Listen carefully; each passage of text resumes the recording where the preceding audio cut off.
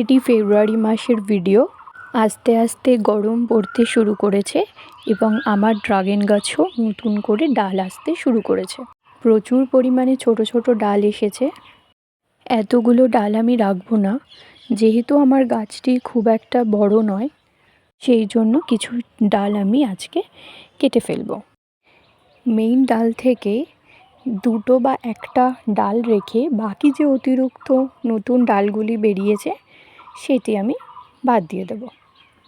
এই কাজটি আপনারা ডালগুলো আরেকটু বড় হলেও করতে পারেন, কিন্তু আমি ডালগুলোকে বেশি বাড়তে দিইনি।